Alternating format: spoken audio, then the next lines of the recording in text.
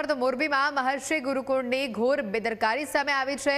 કડકડતી ઠંડીમાં કાચ વગરની બસમાં વિદ્યાર્થીઓને મુસાફરી કરવામાં આવી। વિદ્યાર્થીઓને મુસાફરી કરાવતા આ દ્રશ્ય પણ સામે આવ્યા। પાછળના કાચ વગરની સ્કૂલ બસના કારણે વિદ્યાર્થીઓ ઠંડીમાં ઠૂઠવાયા। હળવદના મહર્ષિ ગુરુકુળના સ્કૂલ સંચાલકોની આ ઘોર બેદરકારી સામે આવી। સ્કૂલ બસમાં કાચ ન હોવાથી અકસ્માત પણ થઈ શકે છે। કોઈ વિદ્યાર્થી બસમાંથી પડી જાય તો જવાબદારી કોની? તગડી ફી લેનારી સ્કૂલ બસમાં મેન્ટેનન્સનો મોટો અભાવ અહીંયા સામે આવ્યો છે।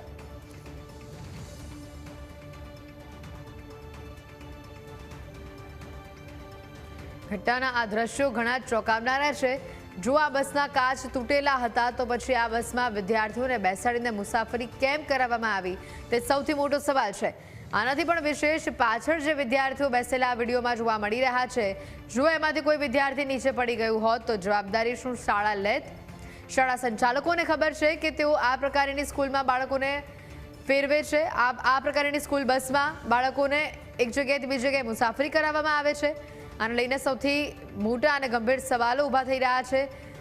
બાળકોના વાલીઓને આ વાત વિશે શું જાણ છે કે આવી કડકડતી ઠંડીમાં તેમના બાળકો કાચ વગરની બસમાં મુસાફરી કરી રહ્યા છે? આ તમામ સવાલોના જવાબ હવે શાળા સંચાલક જ આપશે।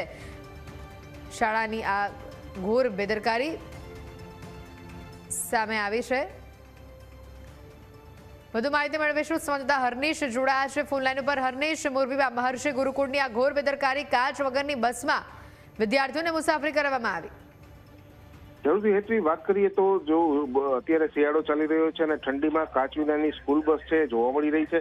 એ સ્કૂલ બસમાં વિદ્યાર્થીઓ છે ઠંડીના પરેશાન થતા હોવાનું સામે આવ્યું છે।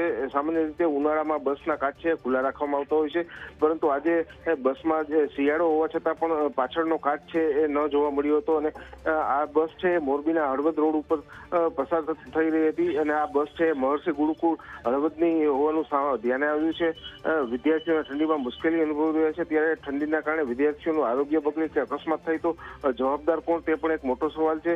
અને જો વાત કરીએ તો આવી બસ કે ના સંચાલકો સામે આરટીઓ કે પોલીસ વિભાગ કોઈ કાર્યવાહી કરશે કે વિદ્યાર્થીઓના ભયના માહોલમાં જ મુસાફરી કરવી પડશે, તે જોવું રહ્યું।